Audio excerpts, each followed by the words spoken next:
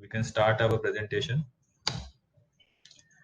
So a little bit about us. I think most of you are aware about Nichen Capital. Uh, our strategy is quite simple.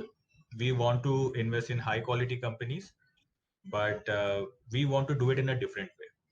So we want to do high quality value investing. But if you want to do value investing in a high quality, it is next to impossible job. It's like a mission impossible. You like a good company, let's say you like Dabur, or let's say you like Godrej Consumer, or any of these, very good, nice companies with stable cash flows, like DMart, for example. You don't get it for less than 50 PE or 150 PE, depending on the different type of business.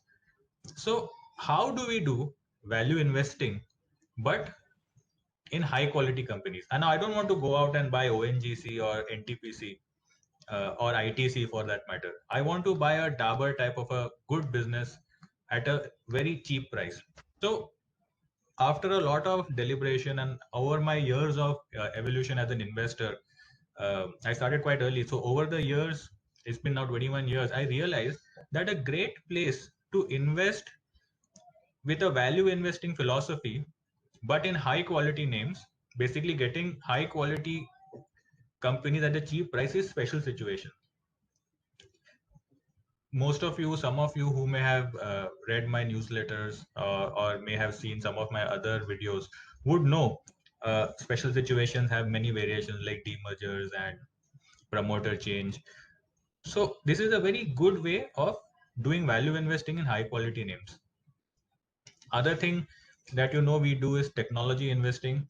We all know, we've again spoken at length about technology and the power of technology, the way things are going in the world, and the role that technology is playing in order to help companies achieve scale is immense right now. I mean, almost every serious company which has any kind of size is embracing technology in ways we didn't even know was possible.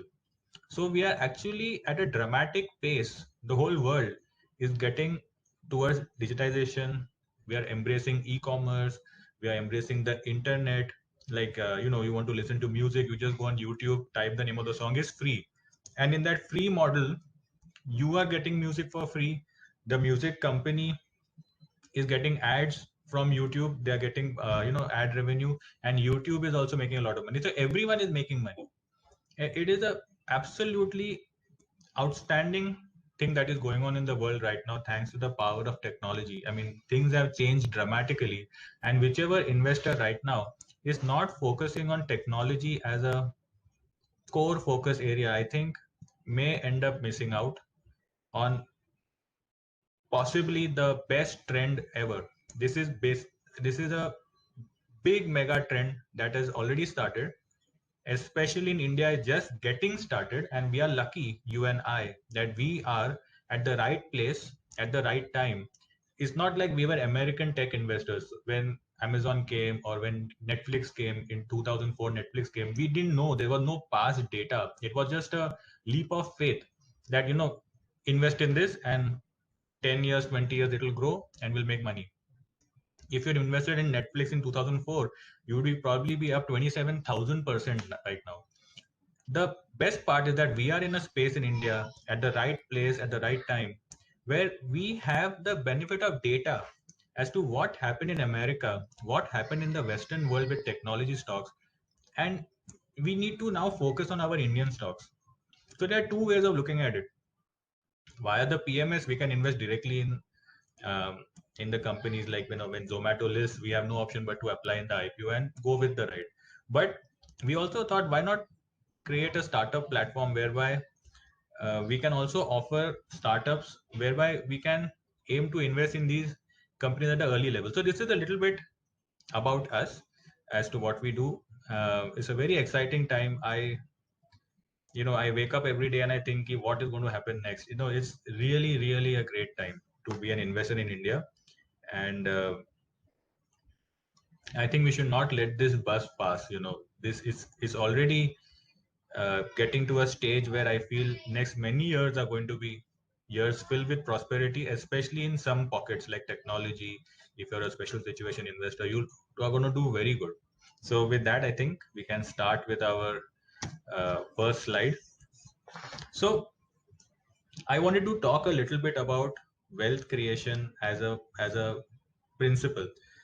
Now, generally, if you've seen any of my videos or any of my newsletters, I don't like to get into gyan and telling you how to live life. It's just not what I like to do. I am more focused on talking about special situation and technology.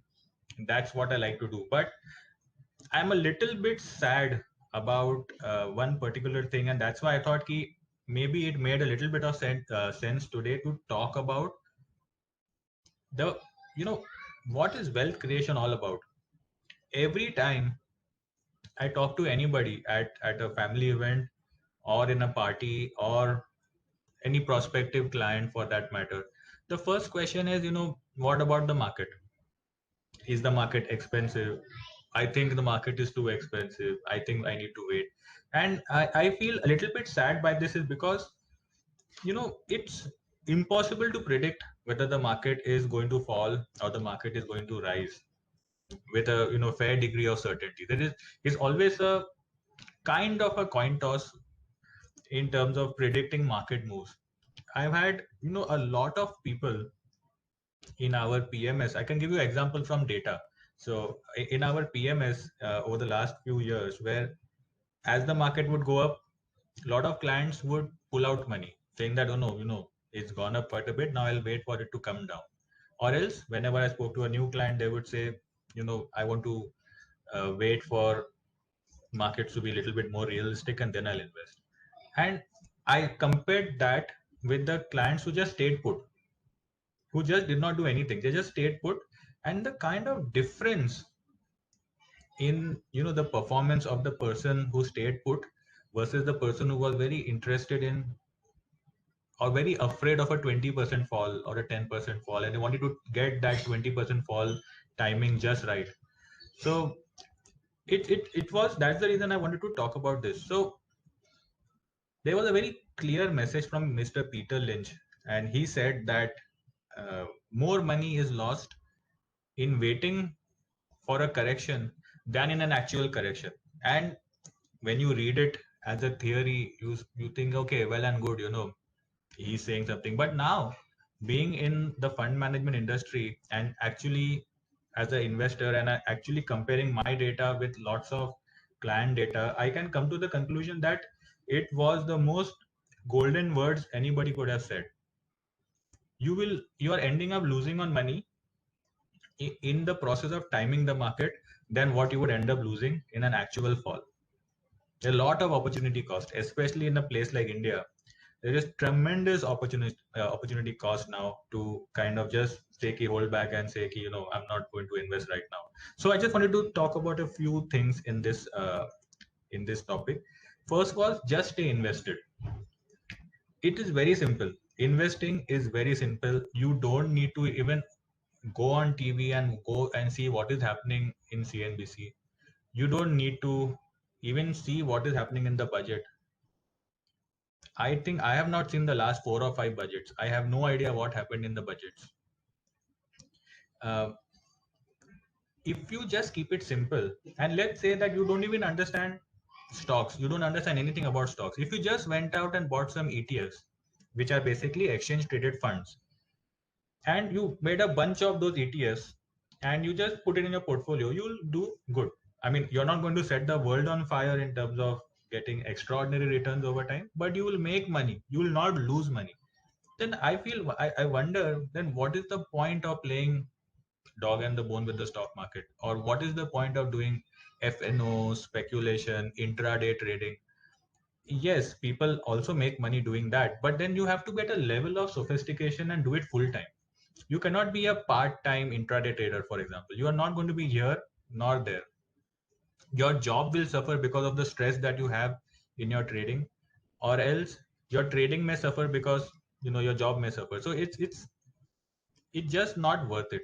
So if you're an investor, a new investor, or if you want to make better return, just stop trading, invest.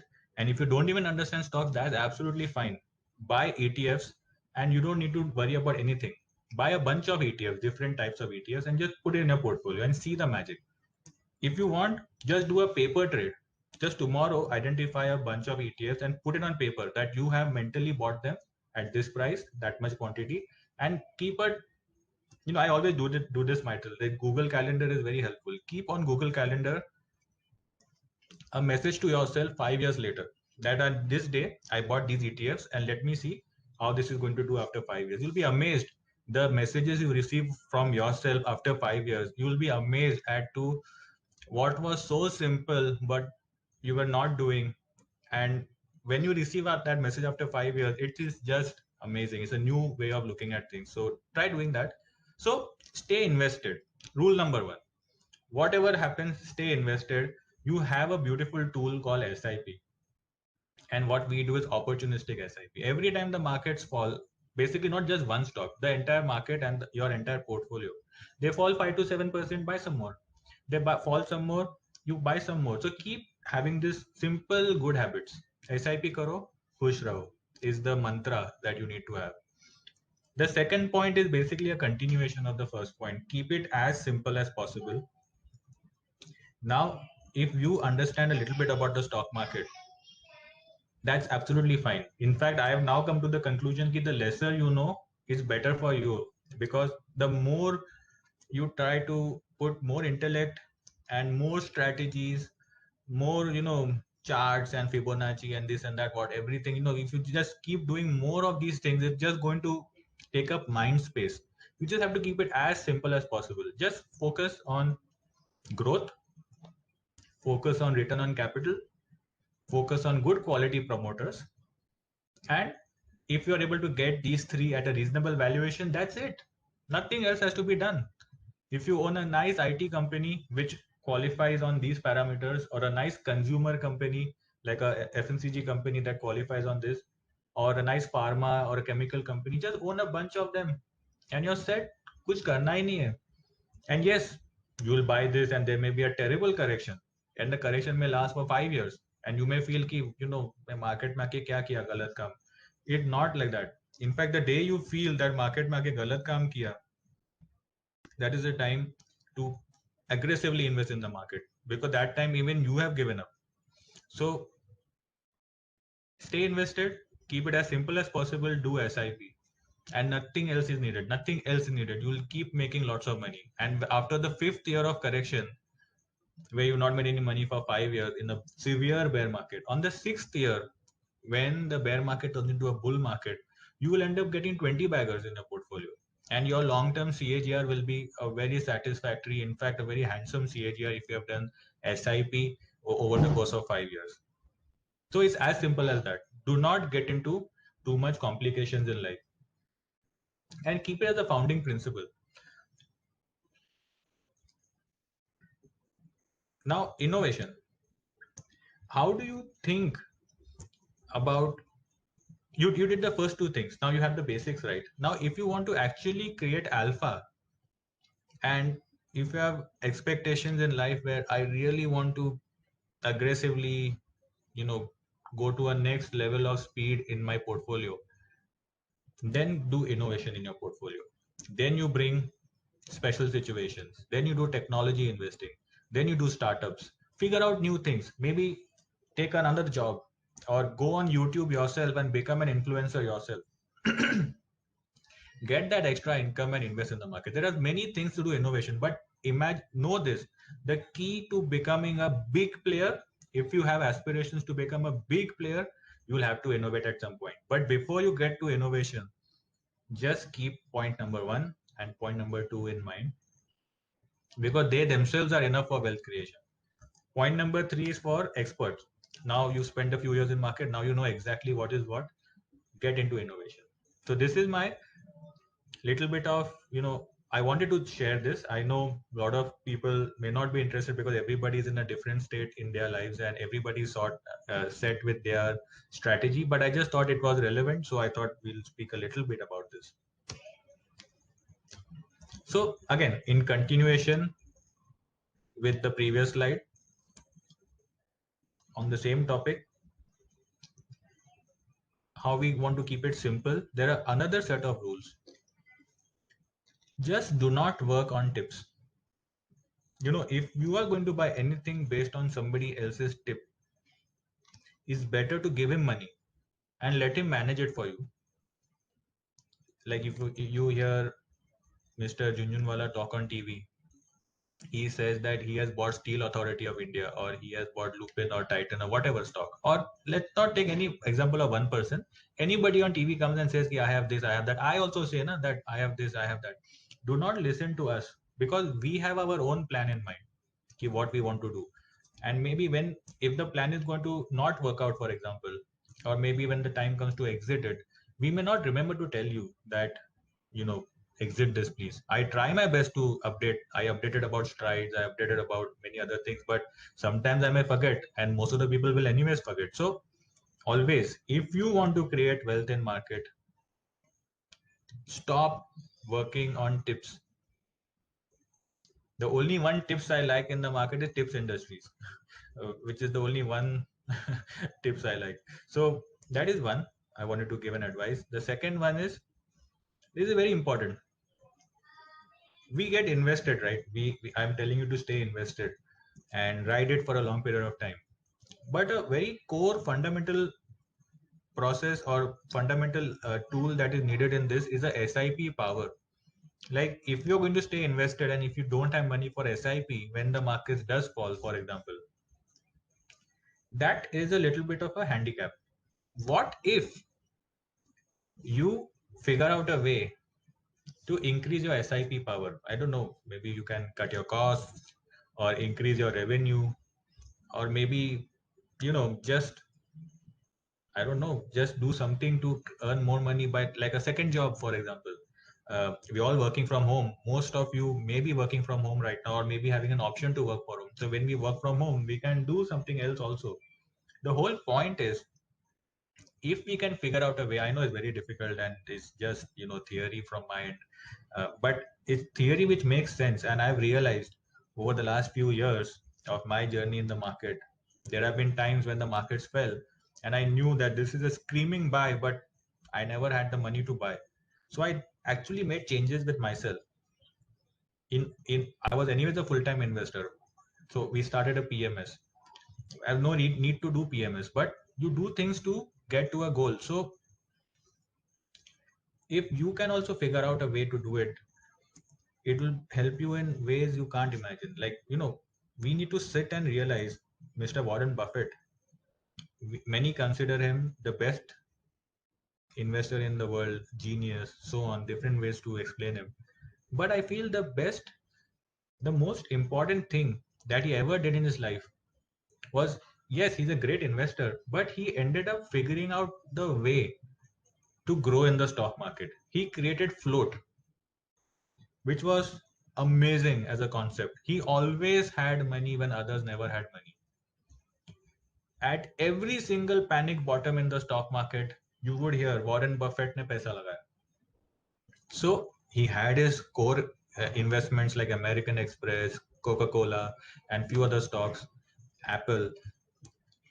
He would not sell them; he would hold them. And even if you hold it without SIP, you still make money. But if you have the power of, continuous cash flow, which is free cash flow, it takes you to a different level altogether.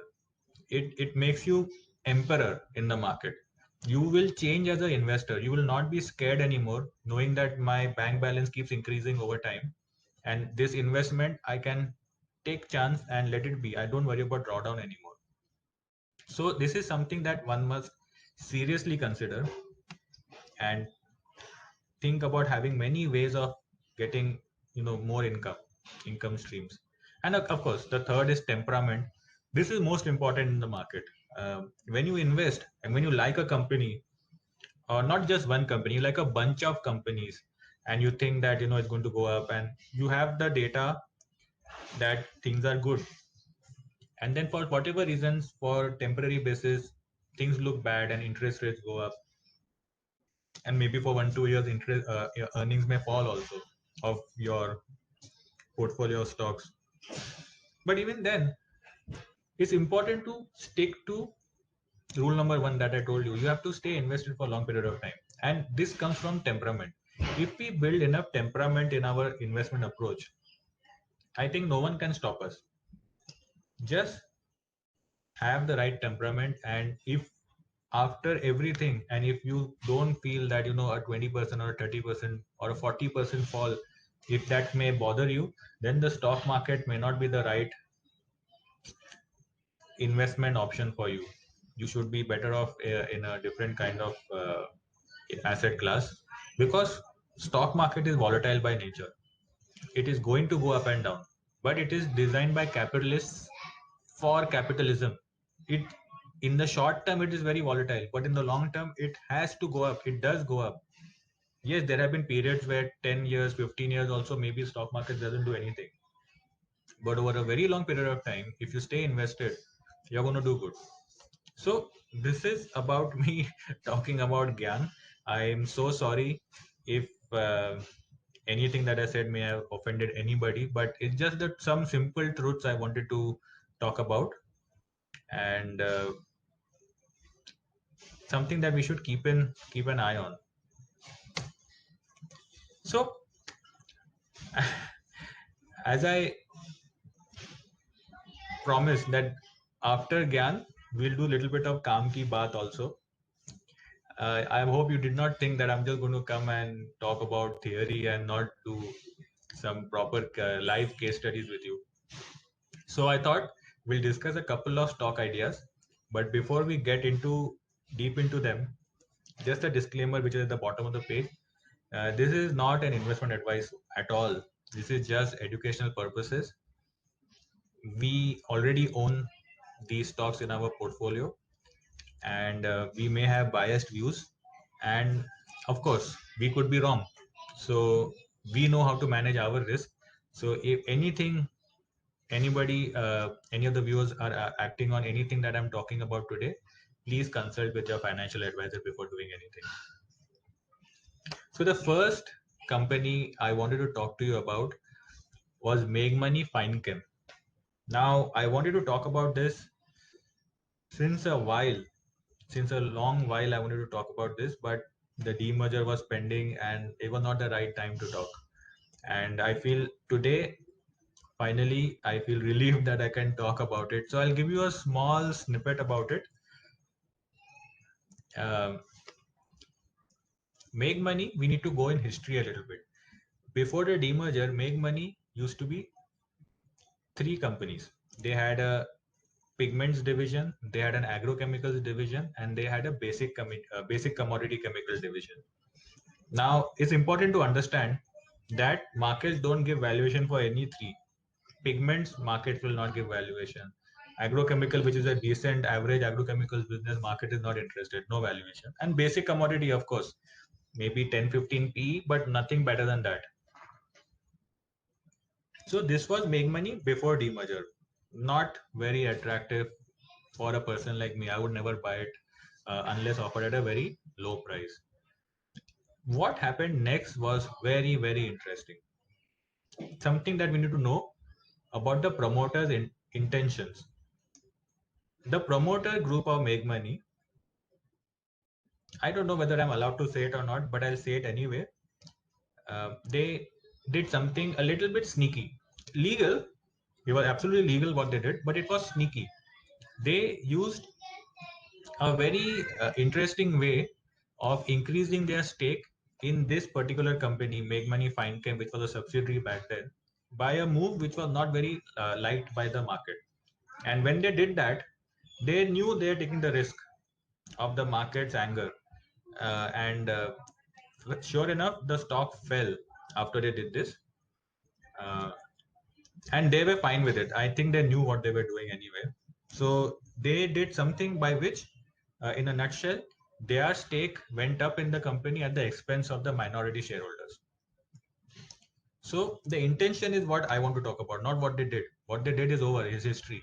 But in intention was they wanted to increase stake in this particularly Make Money Finechem. They did not do this for pigments or agrochemicals. They did this particularly for Make Money Finechem. They increased their stake by taking a huge risk of reputation damage. So they knew something is happening here. But at the end of the day, it was a caustic soda, basic commodity, not very interesting. But they knew what they were doing. At the time, we did not know. But now you can add basically 2 plus 2 together and figure out what is happening here. If you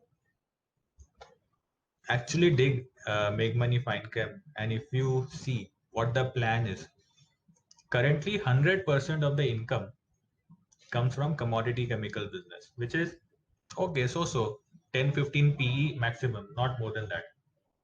Not even 15, let's say 10 to 12 PE is good. They decided that is enough, and all future capex has to happen in specialty chemical. And this is where the game completely changes. Specialty chemical companies, whether you talk about, let's say, Aarti Industries or Navin Fluoro or many other names today, recent IPOs that have happened, they all trade at 50 PE or more. Some even trade at 60 PE. Now, get this. In the next 3 years' time, after this mega capex that is going on in Make Money, their income from specialty chemicals is going to be nearly approximately 50% of total income.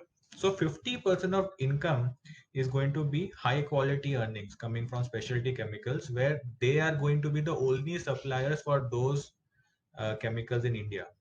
Currently, those chemicals are being imported in India, and but now they are going to manufacture, and they go into industry like CPVC and those kind of industries, and they will be the sole suppliers. And this is very interesting. If you extrapolate the earnings based on all the details they have given about their capex, so we did that. We extrapolated the earnings, and we came to some amazing results as to what could happen. Now, again, I could be wrong. We can always be wrong, right? But this is what we came to the conclusion, that their next 3 years revenue growth could be as high as 30 to 35%, which in itself is good. Growth of 35%, where do you get? Uh, but the kicker is this: the growth is coming not from basic commodity chemicals. The growth is going to come from specialty chemicals as the capex keep coming on stream.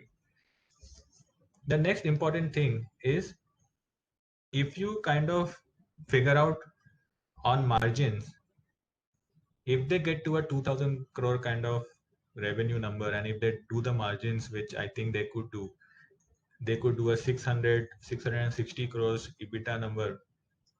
And if you just for simplicity sake, if you come down to the EPS, their earnings per share in FY24 could be, and I could be very wrong, and don't judge me if I say something and it becomes completely different. But in my opinion, their EPS could be 90 rupees in FY24. The stock currently is at 544, if I'm correct.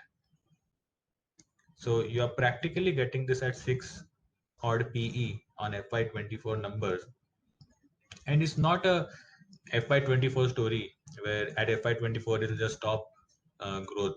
The growth should continue, and they are very clearly said that all further growth will happen in specialty chemicals. So over time, beyond FY24, the share of specialty chemicals as a percentage of total sales will keep increasing above 50%. The market will have no option whatsoever to recognize Make Money as a specialty chemical company. And let's say it doesn't get a 50 PE like other companies. Let's say if it ends up in FY24 getting a PE of 20, which I feel is conservative. And again, I could be wrong. This is not investment advice whatsoever. If they get a PE of 20 on an EPS of 90, you can do the maths. It's a potential to do big in terms of value creation. And we come back to the original thesis about what is special situations. Special situations are transformation journeys. In my newsletter, you may have seen I gave the example of metamorphosis. where an ugly caterpillar goes into a cocoon and then comes out a butterfly. So the same thing. It's the exact same thing. As the pre-demerger entity, Make Money Finechem was pigments, agrochemical, basic commodity. And today, as a standalone entity, you're looking at it 3 years ahead and saying this is going to be a specialty chemical company which could probably get a 30 PE for, I mean, it could even be 30 PE or 40 PE, who knows? It depends on the market's good judgment, but should at least get 18 to 20 PE. So I find it to be an exceptional special situation. I, of course, I can't stress it enough. I keep saying I could be wrong, and do risk management at your end, please, and do not act on it unless and until you verified this with your financial consultant, because things can go wrong in market. So Make Money was one stock I wanted to talk to you about. Uh, Another company I wanted to talk to you about was Hinduja Global. Now, this is a more of a secretive company where not a lot of information is available. Uh, Currently, the market cap is 6,000 crores. You won't believe it has two businesses, and revenue split between the two businesses almost now nearing 50-50. Market cap is 5,800 crore. For simplicity's sake, let's assume 6,000 crores. They are selling one part of their business, which is the healthcare business, for 9,000 crores. The deal has already been struck, is not yet completed, but agreed upon. The deal has been agreed upon. They say that the deal will close in the next 75 days. They are going to get 9,000 crores in the bank. After tax, let's assume it's going to end up becoming around 7,000 crores.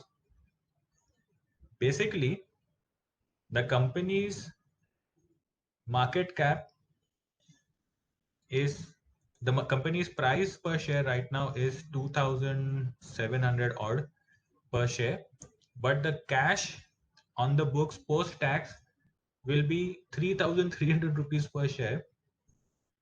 And that's not all.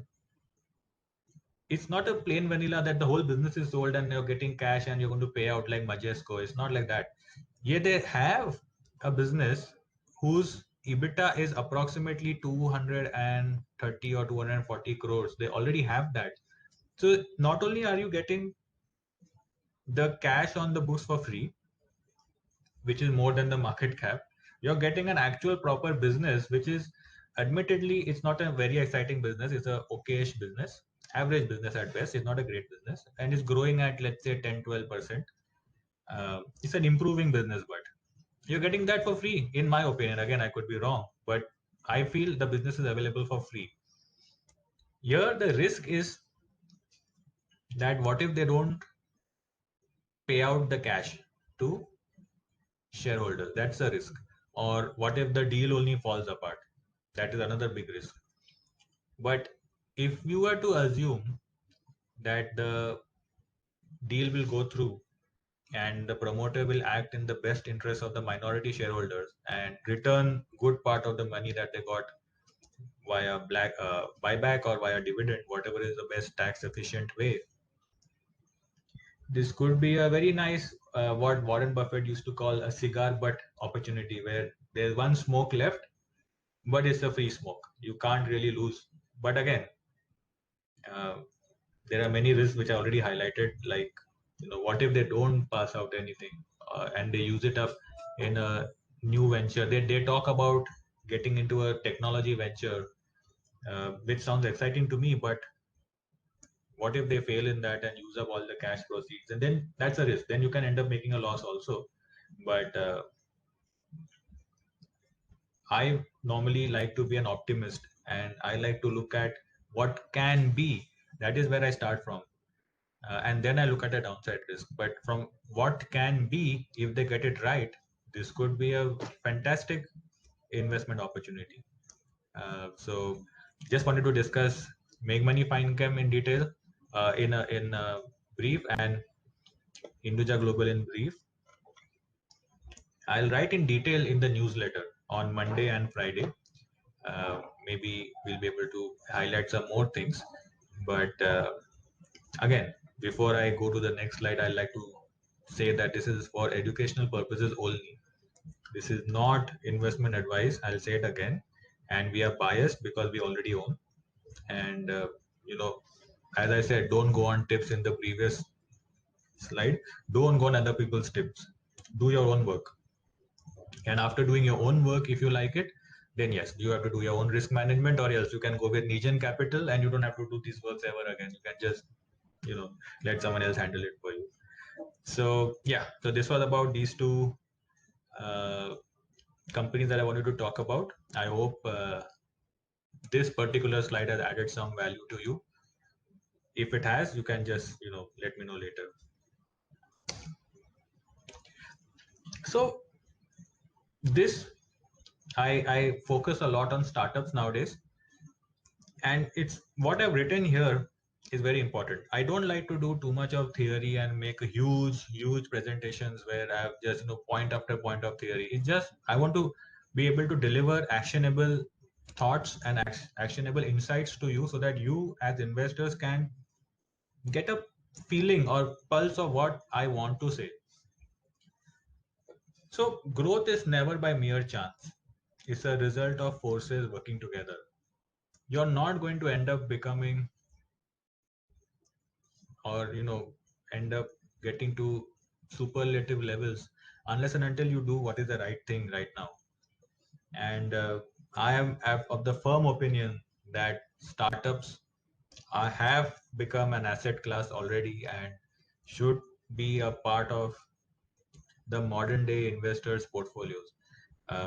Some really amazing things are going on in the world. I mean, I look at the American startup ecosystem, and I'm amazed. I'm absolutely amazed as to what they are getting into, what they are doing, and those startup, the growth rates they are doing. I mean, honestly, मैं थक गया हूँ. I don't want to buy Zomato at 1 lakh crore market cap. I'd rather take the chance of losing money, but try to find the next Zomato at a 20 crore market cap and ride it from 20 crores to, let's say, 1,000 crores, or even 10,000 crores, or if lucky enough, one in a let's say 1,000 chance, or 1 in 2,000 chance that it could become the Zomatos or Airbnb, Uber, Ola, Flipkart, and really get to that next level of growth. So I started investing in startups when lockdown hit at around that time, and I it was by chance for me. I mean, normally I was only investing in stocks, and the day I started looking at startups, it actually changed me as an investor. I was able to see what is happening on the ground, and I was able to make out so much in terms of where India is heading. It made me a better investor just being in startups, and not to mention the startups have also done all right. This is a time for startups. And why do I say this? There's also one important thing to consider, is that you may have noticed, if you've been in the stock market and in the startup ecosystem, you would have noticed that companies like Marico, companies like Dabur, companies like Reliance and Tata, they are acquiring startups every day almost. Every day I hear that some big companies acquired some startup, because they're all in panic mode. All the big legacy companies are in panic mode that the startups are real threat.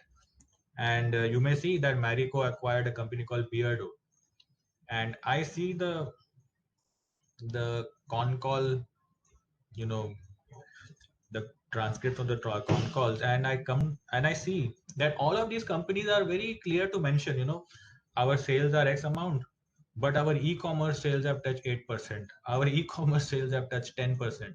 So they are spending so much time and effort on startups. Why are we not doing it? Like, if we are making good money in the stock market, and let's say our portfolio is going up, why can't we put a fraction of that from our profits, not even from our own pocket, from our profits? Why don't we put fraction of that in the startups and give ourselves a lottery ticket in life, and say that yes, I want not to have regrets in life, that when India's startup ecosystem was absolutely off the charts, that I never looked at startups, and I was influenced by the old successful investors and who are happy in commodity stocks and not wanting to look at technology stocks is wrong. This is the time of technology stocks. This is the time of millennials, and millennials are completely different from us. They live in a different way. They're only on their phones. They eat different things. They do different, their idea of entertainment is different from us. So the startups are young kids who are running new businesses, and they are completely different from the old people, old guards. So I'm telling you again, I'm absolutely certain of this personally. But before I say anything to anyone, of course, you have to do what is right for you. The whole purpose of this webinar is to just explain my thoughts, and you can just pick and choose whatever you think is important for yourself. And if you think startups are no use to you, just put it in the bin, remove it from your mind space. But I just thought that I should share about the role startups are playing in the economy. Startups have become a huge part of the economy now. They are hiring millions of people, and they are here to stay. They're going to see big companies doing IPOs in the next 5 to 6 years. So that's it, guys. I hope I did not use too much of your time. I think, yeah, this is what I planned. Not too long and not too much of theory, more of a practical one-on-one discussion. I was not able to drink my coffee. I'll take a sip now. But always want to keep it interactive, and the whole point is to have a factor of entertainment. It has to be fun to talk to each other. It should not be boring, endless, useless talks of gyan, and it has to be more of a personal level, where I'm doing startups. That's why I'm telling you startups. I'm not like a professor who has studied the theory of startups and telling you startups, for example. So this is about what I wanted to talk about. If you want to reach out to me, or if you want to kind of get a sense of how I talk, on the screen my newsletter URL, you can note it down. You could get in touch with Ayush, Abhimanyu, or me directly. And if you want to know details about the newsletter, it's completely free. Is India's only newsletter which talks about technology, Indian technology, and global technology space, whatever is happening, and also everything about special situations. So basically, you get to this newsletter, you don't have to worry about missing out anything on my subjects, which are startups, technology, and special situations. And I write in a very short and simple format without too much complications. The whole idea is to make you understand as to what is going to happen, but in a short format. આજકાલ we all used to Twitter, 140 words. We don't want to read more than that. So I try my best to keep it short. And the Twitter, I'm recently started doing Twitter from 2020, and it's going good. I'm quite enjoying it. Helping me to connect with a lot of people, very interesting people on Twitter. I really love it. So that's it from me, guys. If you have any question, maybe what's the time now? It is 3:52. Maybe you can do 10 minutes or 15 minutes of Q&A and call it a day. So, Neil, shall we allow to unmute them and we let them ask the Yeah, you question? can unmute any one by one. You can go. Great. So, first question is from Dakshit. Dakshit, you can unmute yourself. I think Dakshit has left the meeting. So, okay. Second question is from Mr. Rajan. Mr. Rajan, you can go ahead and unmute yourself. Yeah, Is, hello. yeah. Hello, sir. Rajan from Guwahati. So, Hi, Mr. Rajan. so my question was there when you track for the tech basket, and suppose for example strides, for how many quarters you do wait for seeing the numbers, is the management going across the guidance or not, and then after you exit if the management is missing on the company. So, Mr. Rajan, there is no right or wrong answer to this. Every investor follows a different process. I can only tell you my process, and it's not that I'm some Warren Buffett and my answer has to be the right answer. Uh, so what I do at in our PMS is that Strides, when we invested, we had a particular thesis that it's going to have good earnings in these multiple businesses, and this was going to take time. Different business were going to take time.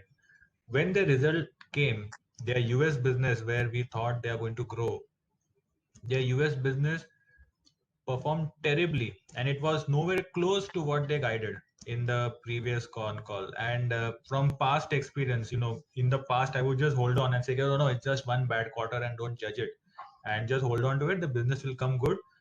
Wait for the management's word. And I suffered in the past. I'm not afraid to openly admit that I made too much losses going by management's comments. And I came to the conclusion that no management in the world will say anything bad.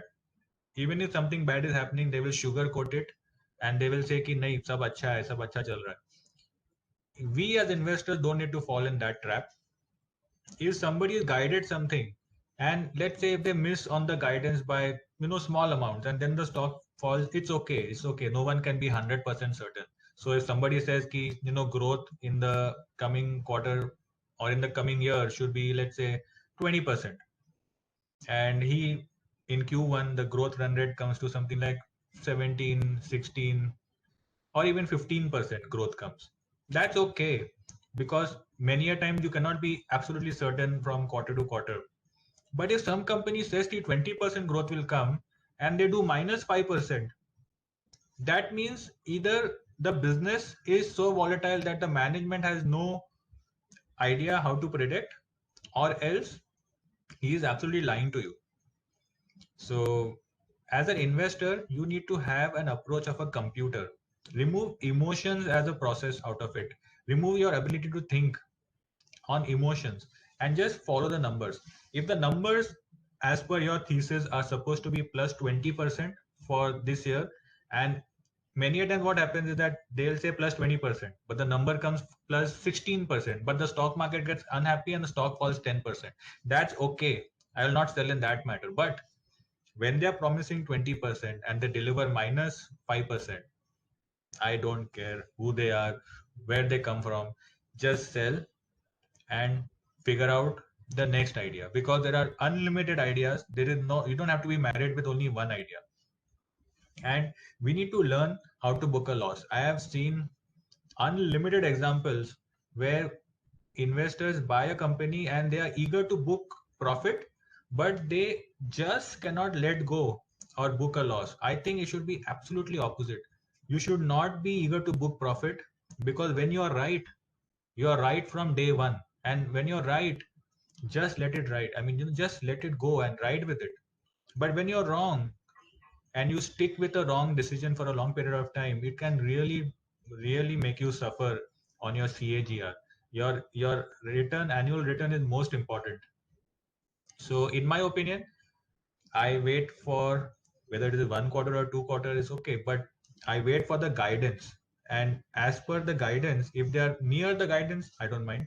But if they are far away from the guidance, just exit on day one.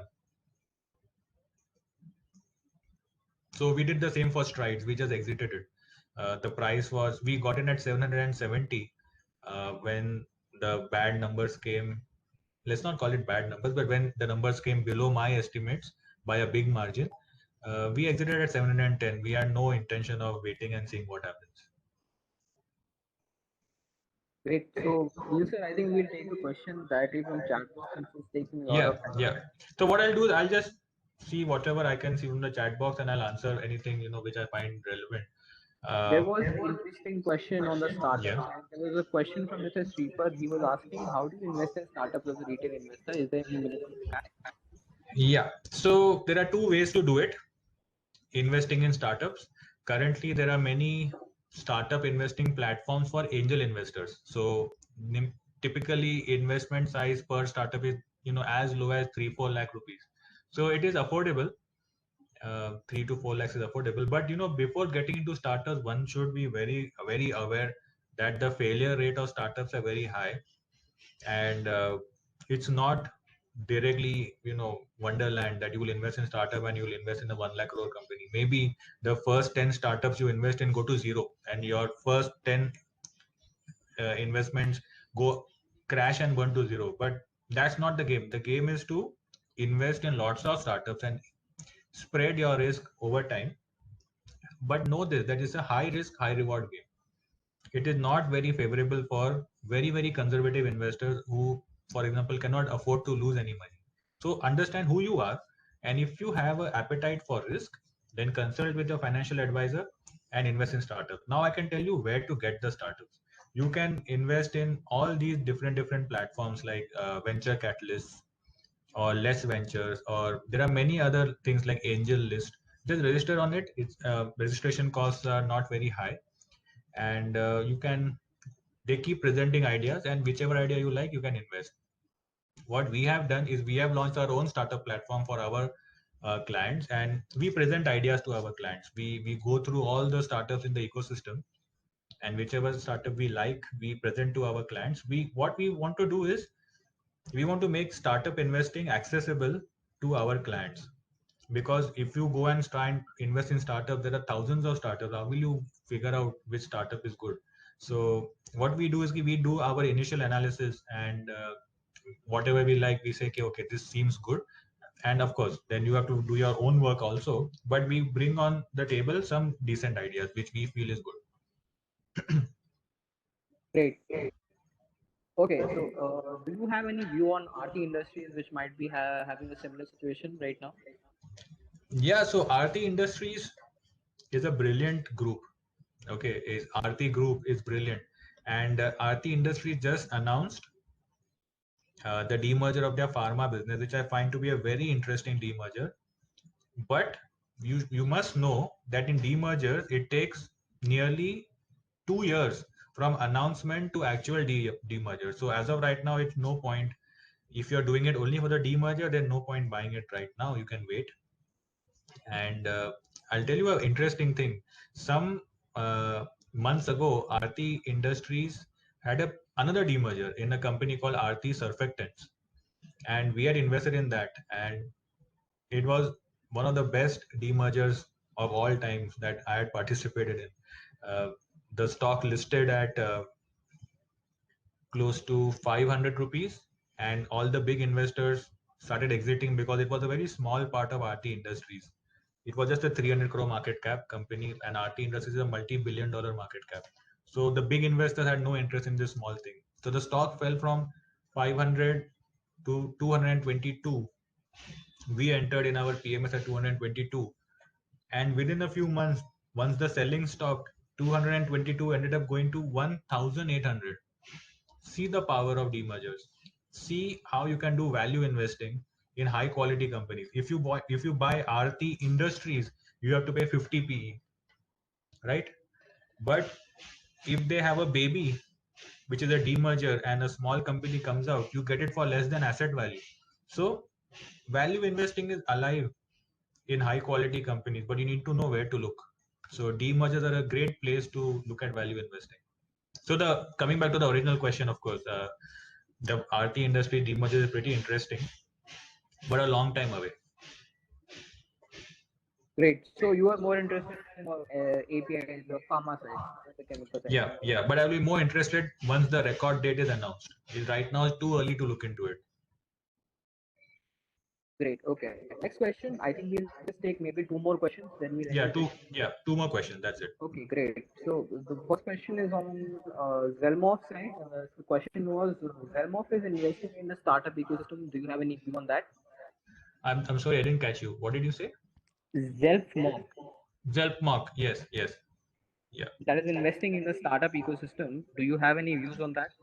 Yeah. So I did look into it, and when we invest in companies, we want the core business to be investment worthy. We don't want them to invest in startups and be basically the vehicle. You can invest in startups on your own. So I was personally not too keen on, if I'm investing in Zelpmock because of their investment in startups. I must like the business for me to buy. For investing in something else, I can do it on my own. So definitely that was the reason we did not do it. In hindsight, the stock did extremely well, and we would have made money had we bought it, because we were tracking it since a long period of time and we knew what is happening. We didn't do it for our own personal reasons, but as I said, it doesn't mean that if I don't do it is right or wrong. The stock ended up doing fantastic, but it was not for me, so we didn't do it. When we invest, we want the business to be good. If I wanted to invest in a startup, I could do it on my own. I don't need Zelpmark to invest in a startup for me. I probably know as much as they know how to identify startups. Right. Okay. Let's take We the have a last question. question. Let's take the last. So there's a question on the VST Tyler story. Somebody has asked. I don't know if you're following VST Tyler. I know So VC dealers, yeah. okay, so VST Tyler, the management has given guidance, has changed considerably, and market valuation showing positive development. Would love to know your narrative on rationale on this. We decided to sell it off on small case. Um, Mr. Ankur, you know, as I said, market is always a judgment call. Uh, the stock took off after we sold, but it's always going to happen when sometimes we get the calls right and sometimes we don't. Why we exited it was, I didn't think it was part of our core thesis. Uh, I wanted to focus more on technology as a space. That's the reason we exited it. And after we exited, the management guidance changed dramatically, and that's the reason the stock did go up. It's not that the stock became multi-bagger; it just gone up 15-20% from there. But yeah, we got that wrong, and there's no harm in admitting we got that wrong. VST Tillers is a very good company. That's the reason we bought it in the first place. But we thought that it was not part of the mandate. I don't want to own agriculture company, tractor company. Um, so we thought that we better sell it. But yeah, I mean, it's an outstanding company. It's an outstanding company. Even from here, it should probably do good. It's just that it didn't fit our mandate of technology and special situations. That's why we exited it. So, guys, this is it for me today. If you have any questions, please DM me on Twitter. I'm quite active over there, or you can just WhatsApp me. My number is on my website. I don't want to openly say it here. The website is nijanpms.com. I'll just type it. Neil, if you want, I'll share the small case on the chat also. Yeah, you can even share the small case on chat. We even have a small case which you can explore. So We even guys, have a PMS. What I'll do is whoever I'll quickly is share my not screen having and a capital of 50 lakhs because the minimum capital is 50 lakhs, you can go for the small case also. Yeah, there are different strategies, but the small case is also a pretty strong product. Yeah, but again, I didn't want this to be a marketing session. Guys, please don't get me wrong. I don't want it to be a marketing session. So you there can was stop. actually a question already from in the chat box. Somebody has asked, how can we get Jay Poddar has just asked. Neil want to discuss the investment on Newgen. How can we connect? So I've just displayed on my screen the exact link of Newgen small case. Yeah, and I'm also just putting my email ID also. This is Neil's Twitter handle as well. You can go and follow him, and if you're not already followed, I'm sure most of you have already followed him. And if you enjoyed this session today, you found it useful, you can give us a small feedback. You can tag Neil sir as well, and you can tag our handle as well, which is @FinVenture Network. Great. Thank you, Abhimanyu. Thank you, Ayush, for hosting me. And big thanks to everyone for coming. I know it's a weekend and we have better things to do than to listen to some guy talk on endlessly on markets. But I love talking on markets, and thank you for this platform. It feels good to connect with everyone and try to do something for the investor community. So thank you everyone for attending. I hope I was able to add some value to you. And let's also thanks Finvents for kind of organizing this. Can't do it without them. So thanks everyone. Um, if you want to reach out to me, please do it on my email ID, which is I've written it about neil991@gmail.com or neil@nijan capital, or just DM me on Twitter or subscribe on my newsletter. All right, guys. Thanks for coming. Let's catch up soon. Take care and cheers.